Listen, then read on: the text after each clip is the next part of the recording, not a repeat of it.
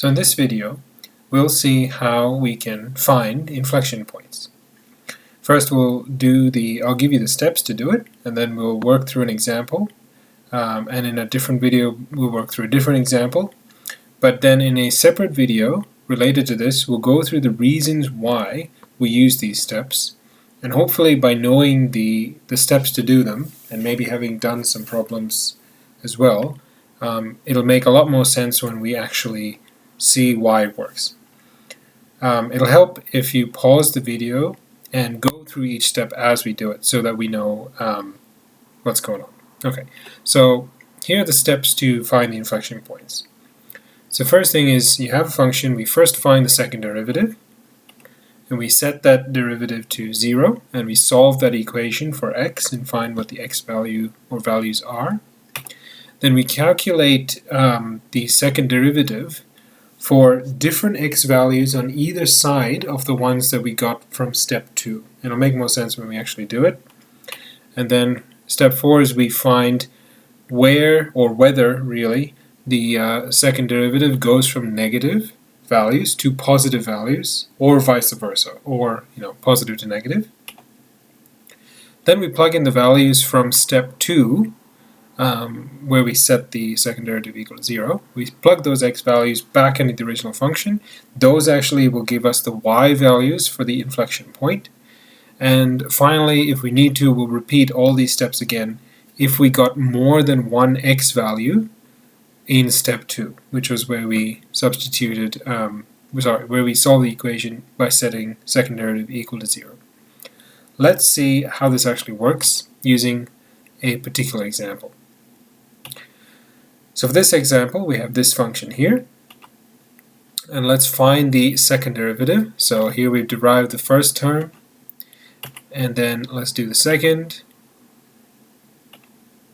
like so, and then we'll derive the third term, and we'll simplify things a little bit, open up these brackets here, and that's how we get the first derivative, as you know.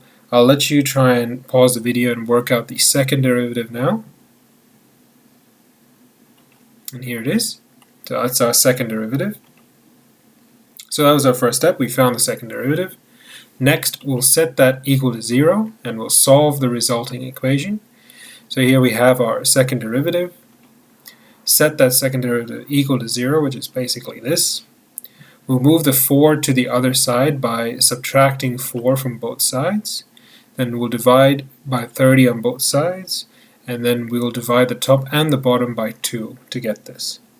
So now we've completed this step where we set the second derivative equal to 0, and we found what the x value is. Okay, we're not done yet. We'll move to the third step, which is where we calculate the second derivative for different x values. Now here's what I mean.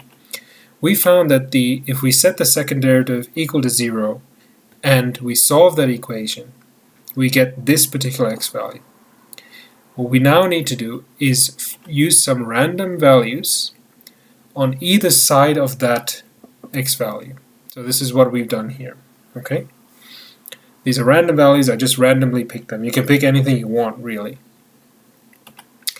And what we're doing next is we're plugging in these random values, for instance, negative 5 on 15 here.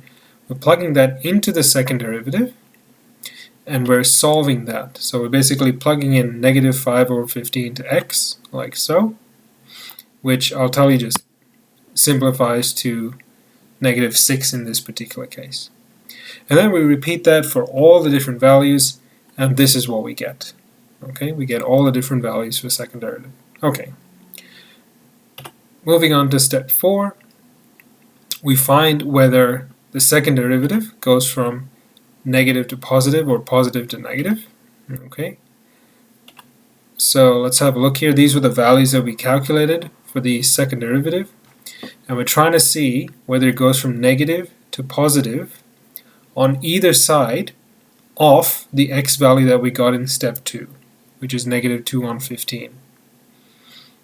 And as you can see, it goes from negative to positive, which is great, which means that this particular x value that we got, negative 2 on 15, that is the x coordinate of our inflection point, and it is definitely an inflection point.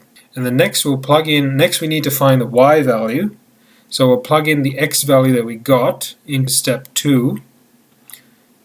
So here we have the second derivative again.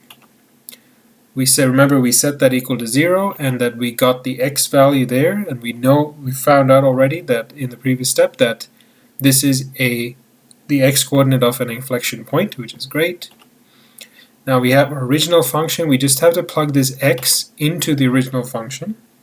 So that's what we're going to do here. Plug that into here, and here, and here, and then we simplify, and this is the number we get. And this number is actually the y coordinate of the inflection point. And we already found what the x coordinate was.